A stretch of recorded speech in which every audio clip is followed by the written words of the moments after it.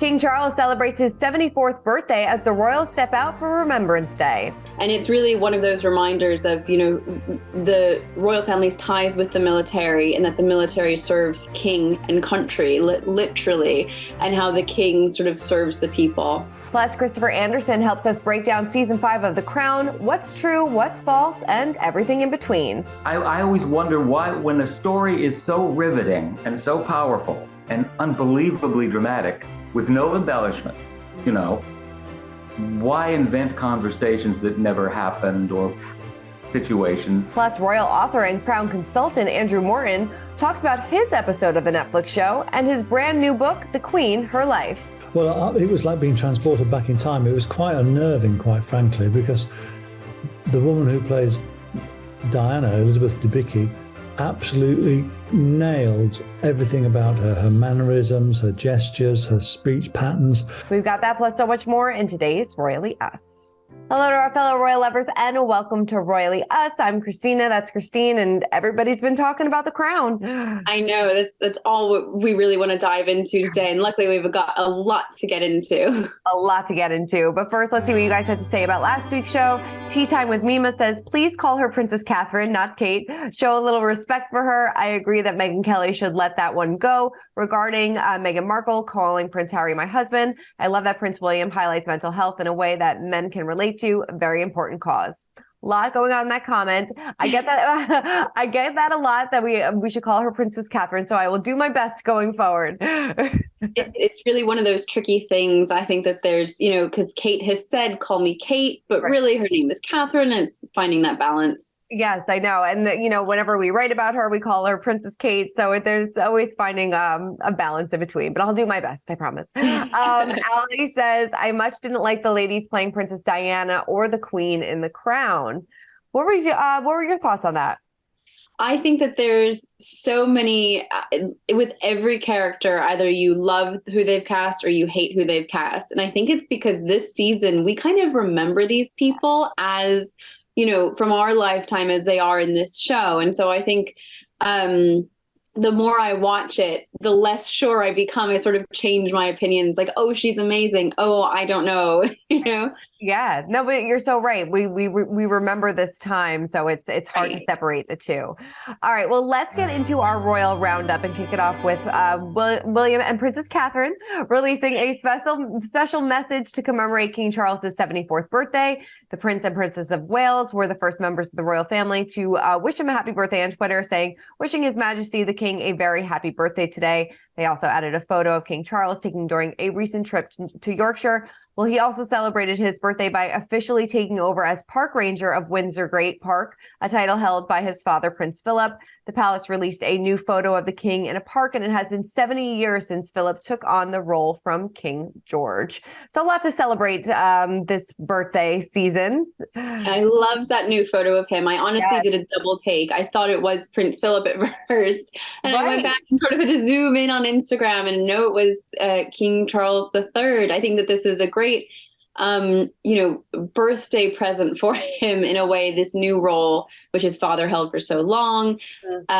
It's it's more ceremonial, but it means he'll be involved in, the management of Windsor Great Park, which is, I think a really special place for him. Definitely. And he had a big birthday celebration. They had, the military band and the gun salute. I wish this happened for my birthday. Like, I know.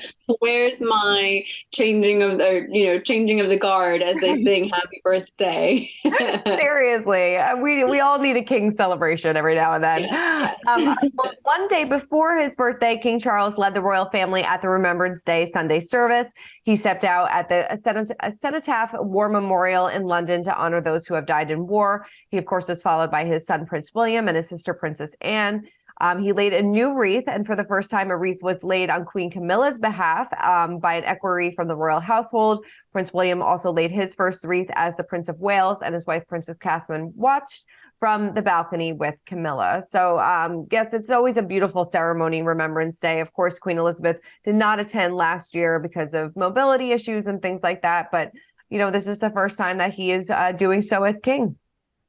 This is such a big event in the royal calendar. It's, one of those things that they just do not miss, which is why it was so difficult that the Queen missed last year's ceremony. And it's really one of those reminders of, the royal family's ties with the military, and that the military serves king and country, literally, and how the king sort of serves the people. But it was so moving, I think, to not have Queen Elizabeth there. And she was there in sort of small ways. Kate wore some of her jewelry. There were lots and lots of pearls. Sophie, the Countess of Wessex, wore pearl jewelry that was, so reminiscent of Queen Elizabeth II.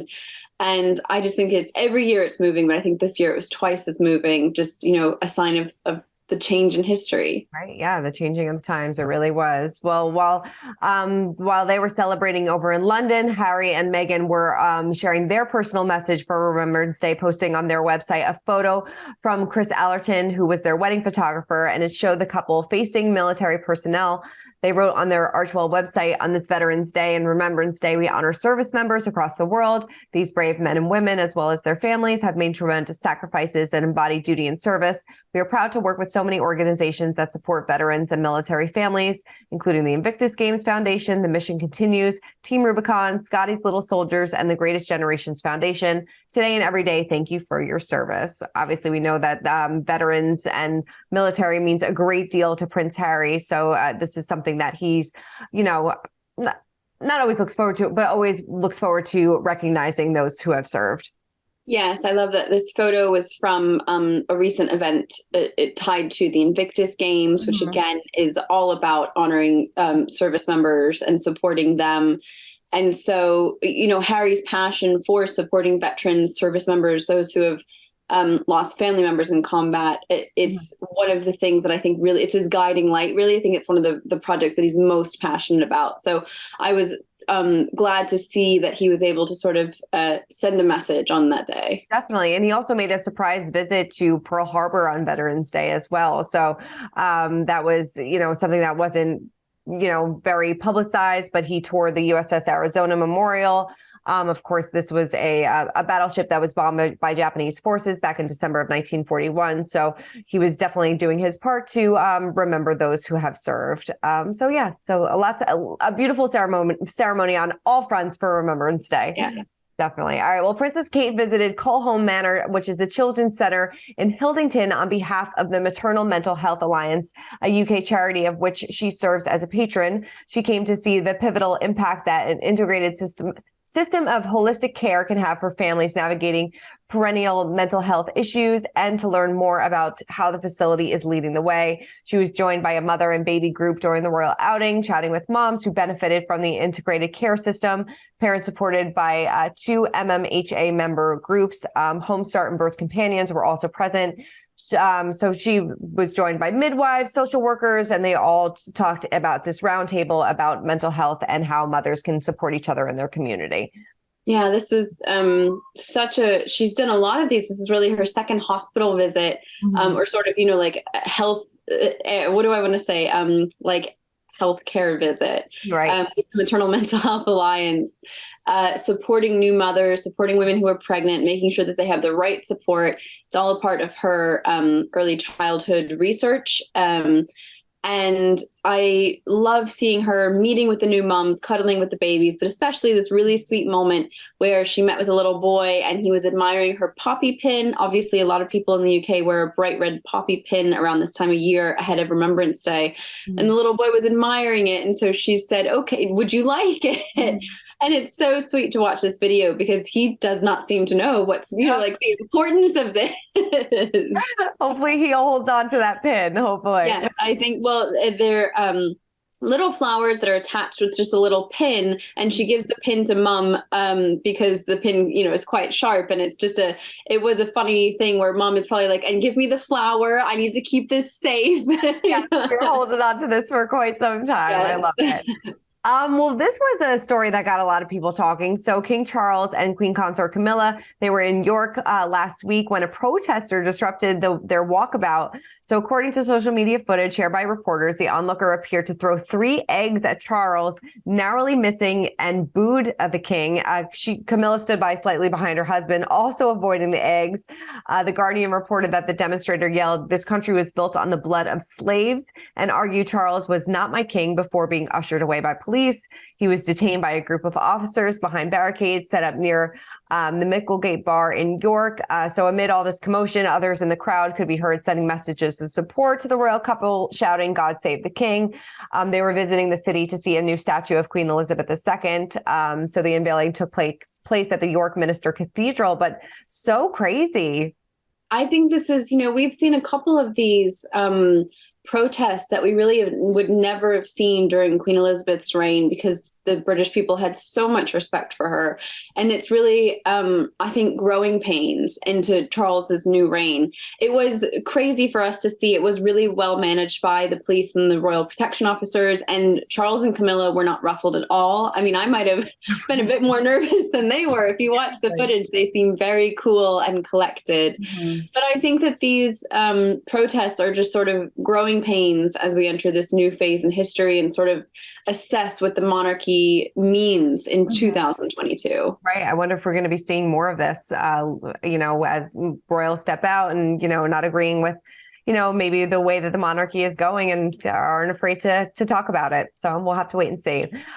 Yeah, I think it'll be interesting. It's either going to go one way or the other. There's going to be more eggs or people will stop protesting. Exactly. Well, let's move on and spill some royalty. And obviously The Crown season 5 has got everybody talking. I mean, overall, I know the two of us haven't gotten completely through the season yet. 2 young kids running around, not always easy. But so far, I mean, what are your thoughts so far? And do you feel like they're taking too much liberty with the story, or do you feel like it's, striking a good balance?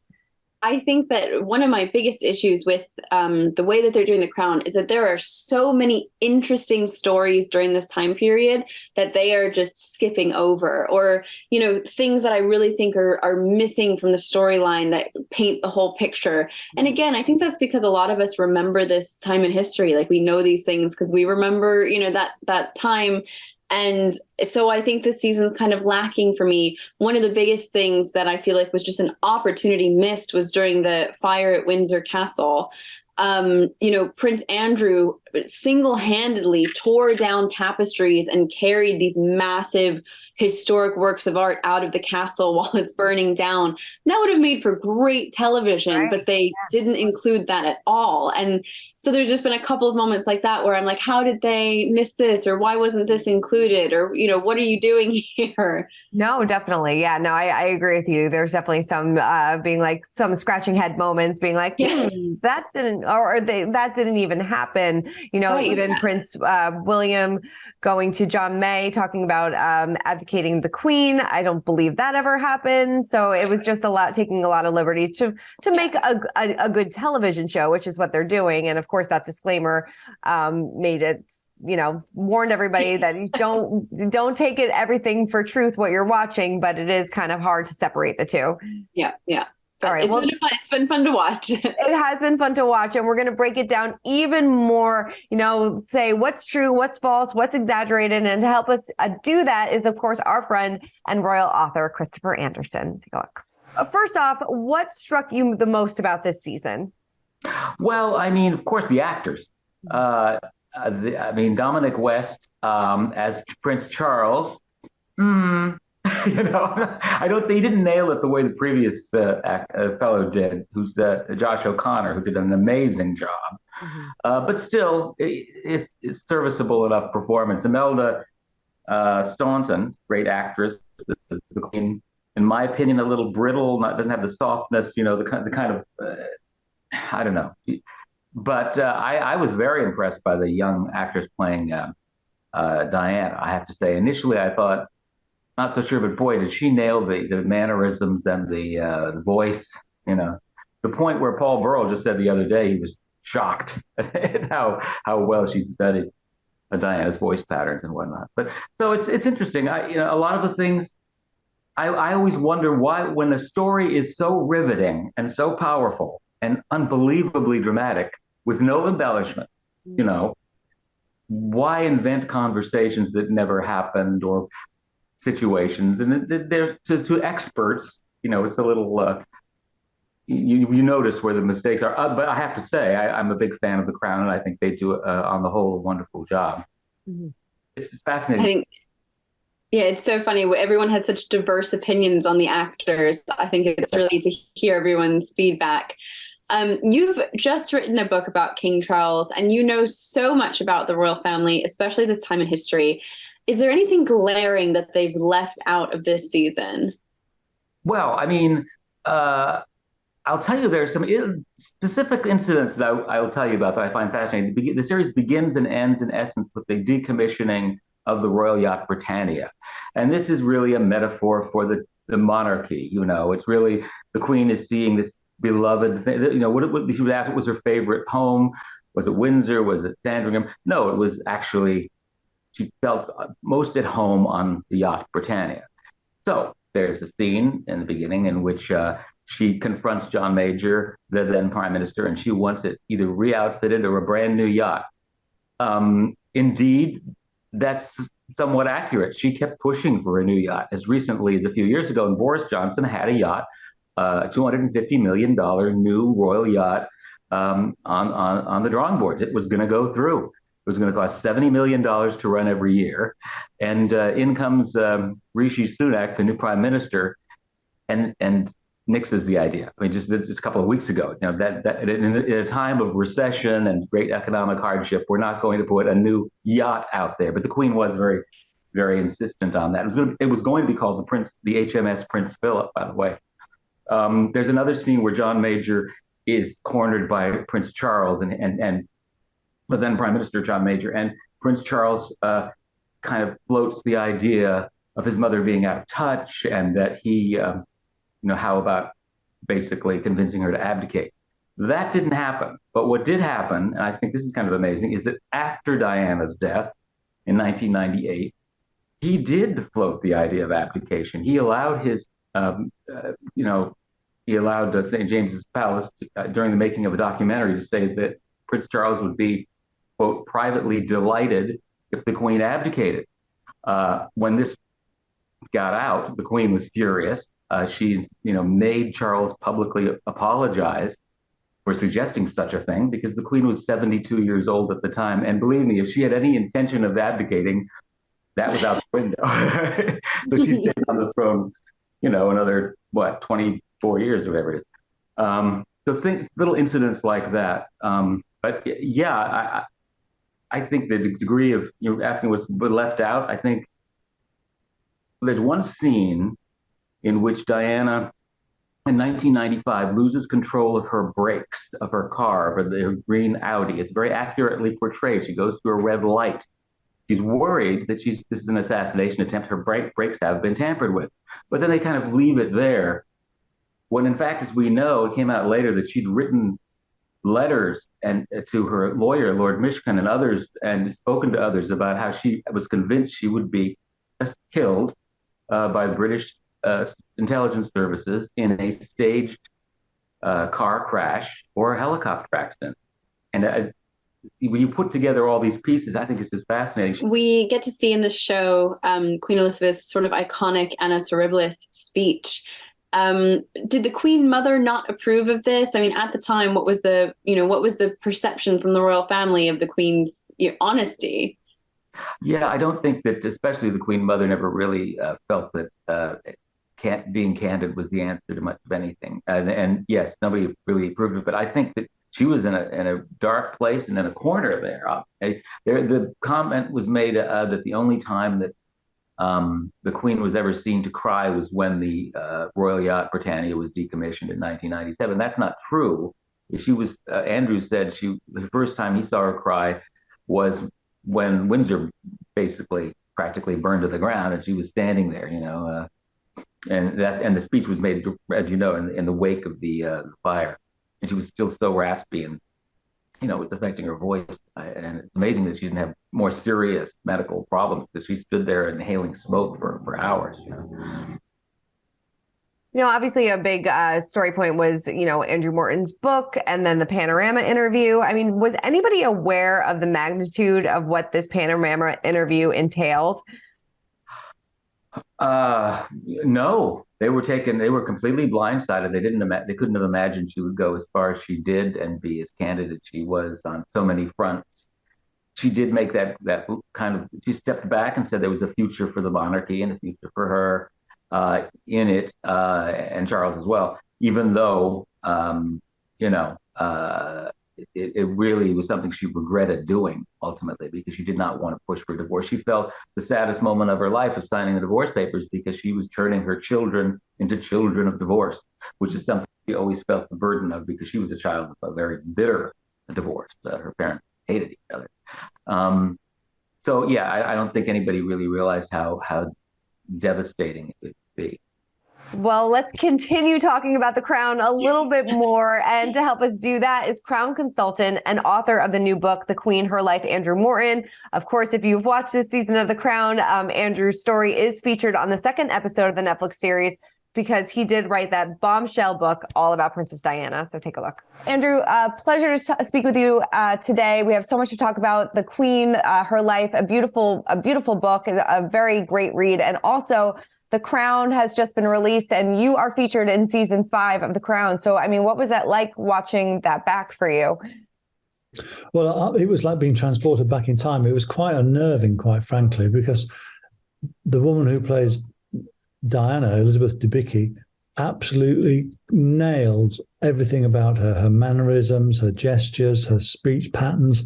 And as she was talking about some of the contents of the tapes that we made half a dozen tapes or so with her discussing her life. It was like being in the room with Diana. I mean, I don't admit this lightly, but I was kind of shaking really with the verisimilitude of it all. Yeah, I know that you've been a consultant on The Crown. So were you a consultant on The Crown this season? And did you was this 100% accurately portrayed as how it went down between you, James, and Diana? No, of course not. It wasn't accurately portrayed in the sense of every last detail, but it was a very detailed and imaginative portrayal. Mm-hmm. I mean, for example, my house wasn't broken into, but my office was broken into. Mm-hmm. James was knocked off his bicycle, whilst he was carrying tapes and so on, and that was in Parliament Square. Would you believe? Just outside the House of Parliament. So that's all authentic. Did she really call you Clark Kent? Well, that was my nickname. Yeah, I love that. Because I'm 6'4" and wore glasses. I think that's so fantastic. I mean, did you realize at the time that your book would cause start this crisis for the monarchy? Well, what I was concerned about with the book was making sure it was accurate and authentic, because I knew from years of being a royal watcher that the palace will find one little mistake and then use that to rubbish everything else. Right. So I knew it was going to be controversial. How controversial, we didn't know. And let me let you into a secret. In February 1992, the book was due out in June 1992. No newspaper was interested in a serialization. No booksellers were interested in buying it. And we thought we had a dud on our hands. So it was just a remarkable turnaround that when the book came out, people were queuing outside bookstores to buy it. Why do you think that was? Did nobody want to, Why did nobody want to do it? Because there'd been lots of books on Diana and many of them hadn't sold very well. She may have been the golden goose who laid the circulation eggs, right. But a lot of booksellers thought, nah, not this time round. Right. Going back to they were soon kicking themselves. Oh, I'm sure they were. Biggest mistake, right? The Crown has gotten some heat lately. They had to add disclaimers to the show and things like that. What was your reaction to that as a consultant on the show? Well, I mean, it's quite frankly, I thought it was ridiculous. I mean, it's a drama. It's not a documentary. That's been said about 10 million times. Not everything in it is going to be authentic. It's about real people, who some of whom are still alive. But that's the modern way with dramas. You know, the whole thing about the LA Lakers, the winning game on HBO. That's got Jerry Buss and various Lakers. I mean, who probably aren't that happy with it, but it's great. It's great and intriguing television. In Britain, we've had all kinds of dramas about, say, for example, the leader of the Liberal Party, Jeremy Thorpe, and his various shenanigans were conveyed in a drama called A Very British Scandal. There's nothing new about dramatizing recent events. I mean, you know, you could probably reel off another dozen or so. And I think that, ironically, Peter Morgan, the showrunner, has gone out of his way to try and be more sympathetic to Prince Charles, now King Charles, than some would argue he deserved.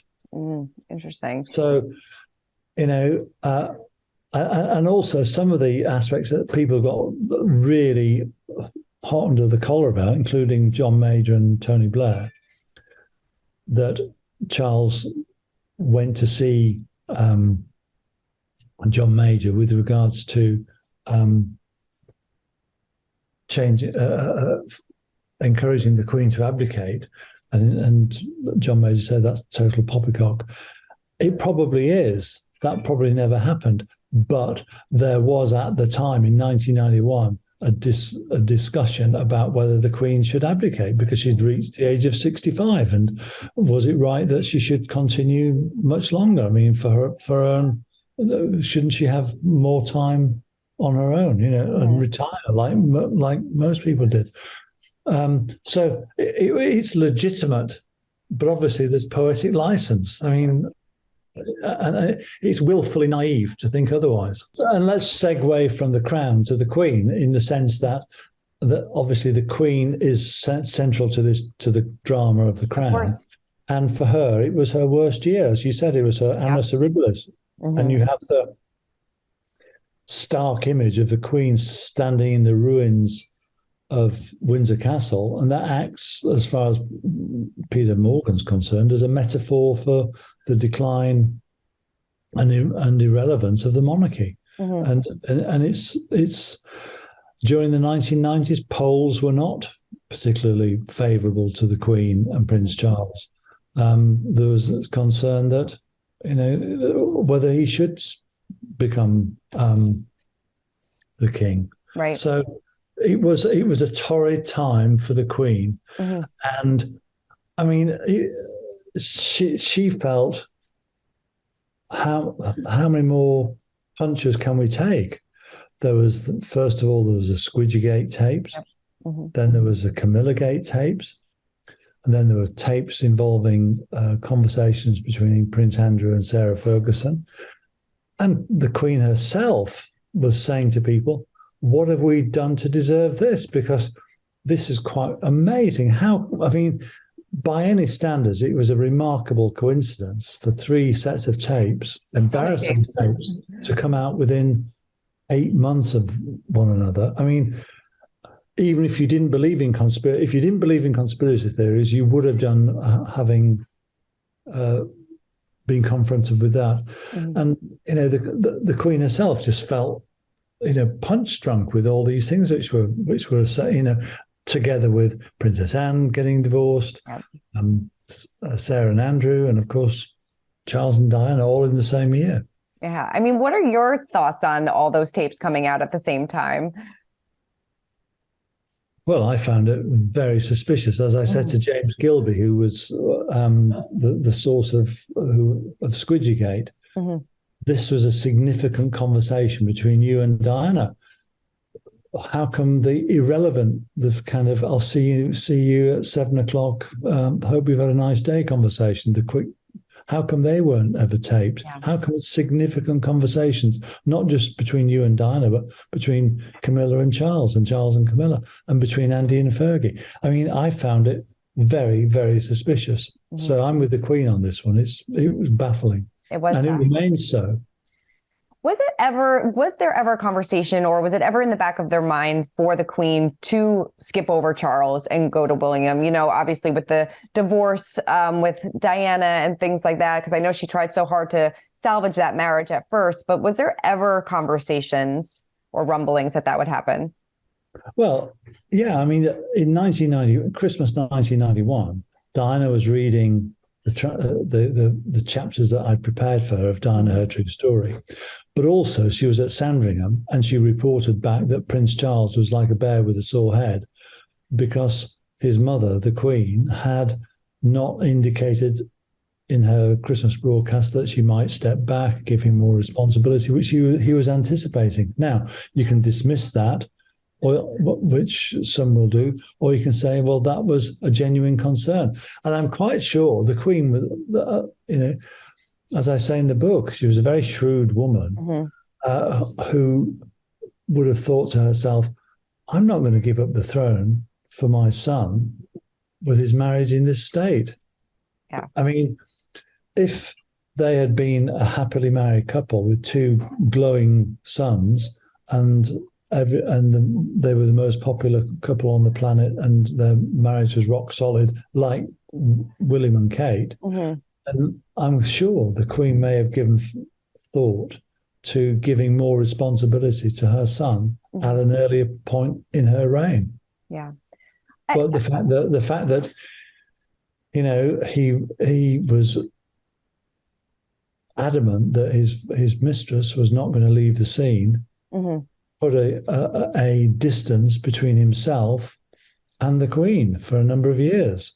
And once that matter was resolved, once they were married in 2005 with the Queen's blessing, then relations between Charles and the Queen changed quite dramatically. And you saw that in her later years. She did give a lot more responsibility to Charles, but maybe it would have been a decade earlier. How hard did the Queen try to stop this affair with Camilla, if she did at all? Well, like everybody else, like the Queen Mother, they all knew about the affair that Charles had with Camilla, but they all thought, like everybody else, well, first of all, they knew about that they all thought that initially that Charles would marry Amanda Knatchbull, right? Mountbatten's granddaughter, and that was the mood music. I mean, Lord Mountbatten was convinced that Amanda would marry him, and when she turned him down, the search was on for a stand-in, and of course they finally lit upon Diana, and the Queen, like everybody else at court, assumed that once they were married, the relationship between Charles and Camilla would come to a natural close. The fact that 4 years later he was back with her must have been a great disappointment to the Queen. I'm sure. Did the Queen ever forgive? I know after your book came out, she did try to salvage that relationship between Charles and Diana, and but after the Panorama interview, that was over. Yeah. And later on in life, when she found out how the Panorama interview came to be, do you think she ever forgave Diana for doing that? Good question. I mean, I think that it probably explained a lot to the Queen about Diana's behavior at that time, because she was seeing conspiracies at every corner, and she always had done, by the way. But I think it will have given William and Harry solace to know that their mother was being manipulated in this way, rather than it was just her own personality. Yeah, definitely. And I think that it would, for the Queen, it was. But let's just step back a minute. Martin Bashir did not twist Diana's arm to say what she said, and that was the bit that the Queen and the rest of the royal family couldn't forgive. The fact that Diana publicly said she didn't have confidence in Charles to be king.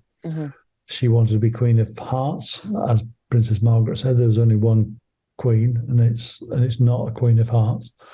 And so the Queen's policy throughout her reign has been to kick the can down the road and see what turns up. And she did that very successfully when Princess Margaret wanted to marry Group Captain Peter Townsend, a divorcee, and that time just ended that relationship.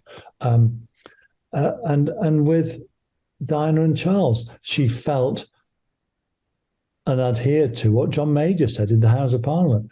They're separating, but they've got no plans to divorce. So she clung to the idea promulgated by John Major that there was still a glimmer of hope, and she invited Diana to family events at Sandringham, Balmoral, etc., and also to several state occasions. I mean, it's got to be so weird for him watching back like his story. Like he said, it was accurate. A lot of these things happened. I know, but it must have been so weird to be there consulting on the show while someone else is playing yourself. And, did you, I can't imagine. It must have been. And the actor looked just like him too. Yeah. I mean, how did they cast him so well? Right. Seriously. Well, I mean, that was obviously it's a book that kind of got, the things in motion. That's when a lot of things started to implode between Charles and Diana, at least in the public eye. Yeah. All right, well, let's get into our pint-sized palace. And in honor of Remembrance Day, Prince Harry wrote a letter to Scotty's Little Soldiers, a UK charity for bereaved military children and young people. Of course, having lost his mother, Princess Diana, at the age of 12, he said in a letter, "We share a bond even without ever meeting one another because we share in having lost a parent. I know firsthand the pain and grief that comes with loss and want you to know that you are not alone. While difficult feelings will come up today as we pay tribute to heroes like your mom or your dad, I hope you can find comfort and strength in knowing that their love for you lives and shines on. Whenever you need a reminder of this, I encourage you to lean into your friends at Scotty's Little Soldiers. One of the ways I've learned to cope has been through community and talking about my grief, and I couldn't be more grateful and relieved that you have amazing people walking beside you throughout your journey. We all know some days are harder than others, but together those days are made easier."